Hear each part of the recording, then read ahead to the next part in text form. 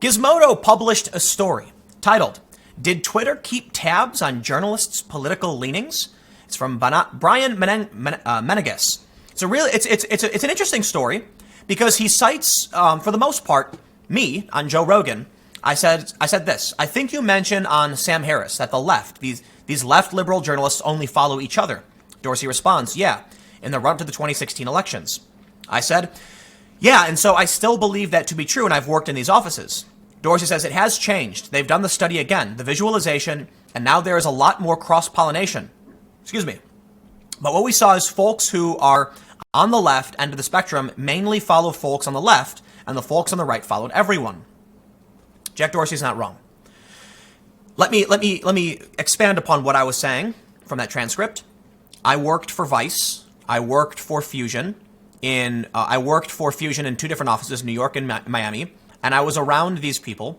We'd go out for drinks, we would talk, and they would all follow each other. They were on lists. There's something called a journo list. It's journo and then a list. It was basically all these journalists were always talking to each other, sharing stories, and they create this very homogenized game of telephone. I'm still on a couple of these lists. A couple of them on that aren't overtly political, but you can see how the opinion in the journalist sphere. I'll say this: the lists I was invited to have zero conservatives.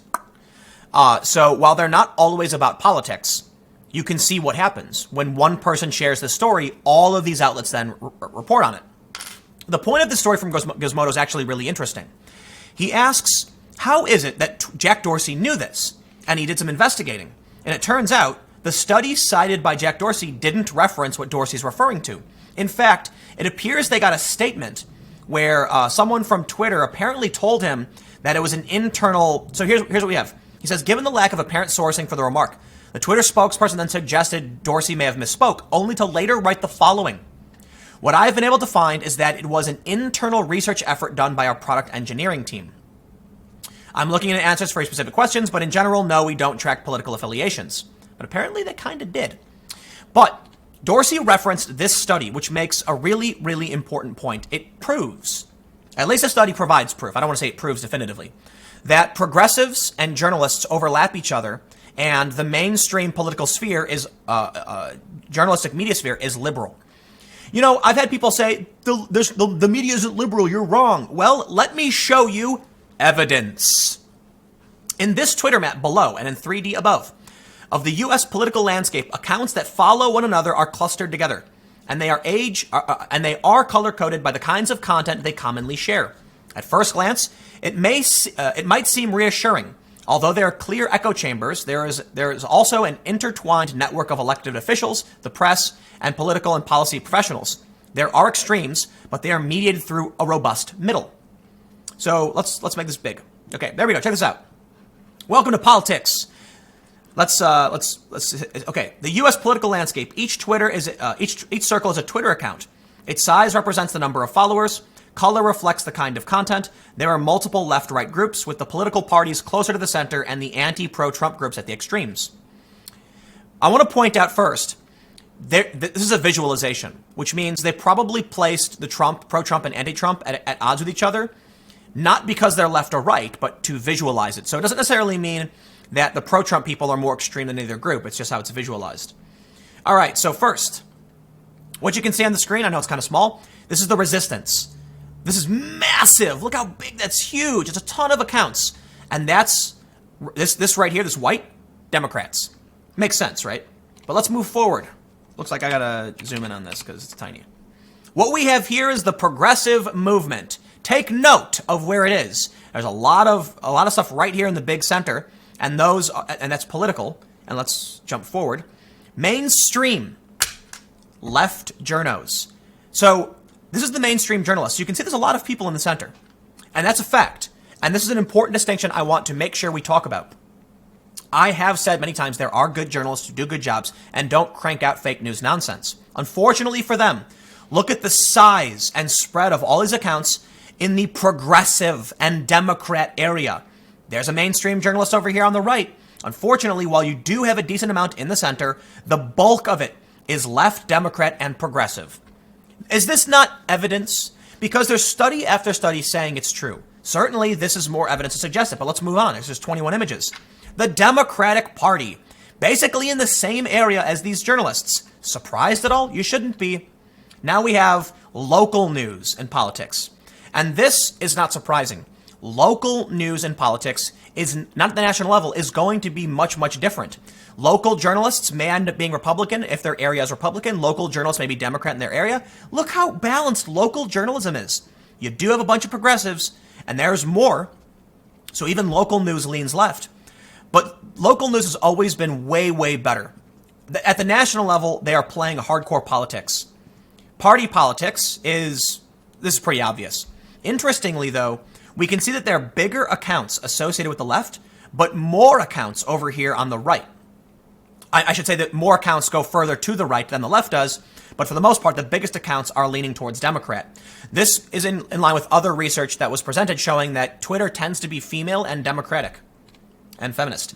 Now here's Trump supporter base, a lot smaller.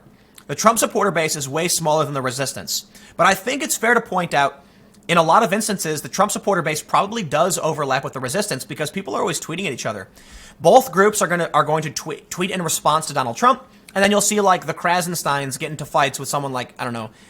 Okay, you'll see the Krasensteins and you'll see people like Jack Posobiec. I don't want to insinuate they were fighting each other, but those, they'll respond to Donald Trump. And so then you'll end up with some crossover. Next up, conservative media. Conservative media finds itself over here in this bracket, just a little bit away from the Trump supporters. There is overlap, obviously, and party politics. And there's even some conservatives in the center, and even strangely enough, it looks like there's a conservative over into the Democrat side. Republican Party, and this is fairly obvious. That's what I pointed out earlier. Although you do have a really big, oh, you know what? Maybe that's someone like Rick Wilson, I wonder. Like never-Trumper conservatives who moved over to the Democrat landscape. Other. There's something really important about this. I don't know if it's the same study, but I'm pretty sure it is because I've covered this a couple times before. Other includes marketing. And look at this. Look at the cluster of other in the resistance. This, I could be wrong, but if it's the same study I've referenced before, brand marketing falls more in line with Democrats in the resistance. And that's why you see the Gillette ad. That's why you see, all these get woke, go broke situations. So here we have noisy partisan bots. The center of the political universe is far quieter than the polarized wings. This plot of average daily tweets from the network seen in the charts above shows that the extreme partisans on both sides are screaming while the center whispers. It also shows division being amplified by bots on both sides. We see clearly automated activity with accounts churning out 100 tweets a day or more on a common schedule. Hundreds of accounts, especially on the left, have identical daily tweet counts, further evidence that they are bots. Look at this. So you can see at the 100 mark there's a line, 200 mark there's a line. Why program your bot to make a static, like a rounded number like that? Interestingly, the report says that it's the left, especially on the left. The left, look at this. You can see the left, they're bots. Fake news, manipulation, and propaganda. And look at the right over here. Wow, that's crazy. I did not know that. Now, this is interesting. The silence of the center. The polarization looks even more extreme when the accounts are plotted according to their valence, a measure of how politically homogenous their connections are. A valence of 0 means an account follows or is followed only by progressive accounts, while 1 means it's connected to only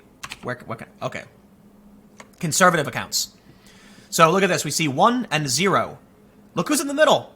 Nobody. You can see people at 0.5 right in the middle. These are probably like brand accounts or something, or like news outlets that will follow a conservative. So I don't know what the 700 means, like the amount of tweets, I guess. But this is we saw something very similar with a study out of the university. I think it was in Missouri, that the center is being just smashed by the extremists. Let's move on. So here's something really interesting, but I don't think it necessarily matters. Breitbart is a massive sphere of influence, but for the most part, the biggest news outlets, they're left, they're liberal. Even this study says it. We can see these other websites. It doesn't explain what this is though. Is that because I have it? Nope. Doesn't change anything. All right, let's go on. All right, so here we have this plot shows which news sources are cited the most by the Twitter accounts on the U.S. political landscape map shown at the top of the story. Traditional mainstream journalistic sources are cited primarily by the left, while the right is served by sources such as Fox, Breitbart, and True Pundit. And that's rather unfortunate. However, I'm not surprised. We can point out that some of these sources are actually poor. The Washington Post, you done. I'm officially over the Washington Post. The Hill is really good. Politico is really good. NBC News put out a story this morning questioning actual science, so I don't know about that anymore. That used to be good. But I think it's important to point out the Hill and Politico are pretty good. They're pretty good. They're pretty balanced. I don't like Breitbart, not a big fan. I think a lot of their stories are sensationalized or just hyper-partisan, and that's fine. I'm not saying that to drag Breitbart, because I've certainly known people who have been associated with Breitbart. It's just, look, it's like the Huffington Post, right? And now I know the left is going to be like, oh, Tim's trying to say Breitbart and Huffington Post. They're hyper-partisan outlets. I don't care if you think your source is better than someone else's. They're not the New York Times or the Hill, right? Washington Post has become garbage, just pumping out trash. I'm not super concerned about this. Oh, now we're getting into other foreign countries, so I'm not going to bother with this. But I will make a final point to people. I will say, if you're on the left, you have to be careful, because these sources are feeding you nonsense. It's true. I've tried talking to my friends, and I'm like, dude, I'm not saying to read Breitbart or Fox News. I'm saying when you actually cross-reference the Hill, Politico, NBC, CNN, if you cross-referenced all of these, you would find the story. So I'll just draw it with the mouse. The story will, so let's say this is right wing, this is left wing. Cross-reference a story from all these outlets, and you'll go like this. You'll move over here. Because they all have different points, and you're like, wait a minute, that was framed wrong. Take a look at, like, the story Motherboard did. They said Twitter doesn't want to use an ISIS-like algorithm to track, white nationalism, because it would result in a sweep that would pick up a bunch of random people, mostly Republicans. The news then tweaked it and said Twitter won't ban white nationalists. That's what they said. That's not true at all. That's a lie. That was an overt lie. And that's why when you actually break down and look at the sources, you'll move away from these sources. But I do think the Hill is pretty good. They do a pretty good job. And ultimately, the point I wanted to make was primarily about, and I'll just pull the image up one more time. The point I was trying to make is just to show you mainstream journalists. Look where they are.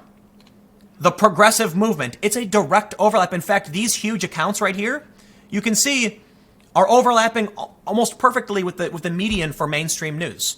So, look, it's just more evidence. I'm going to leave it at that. I got one more video coming up for you in a few minutes. I will see you shortly.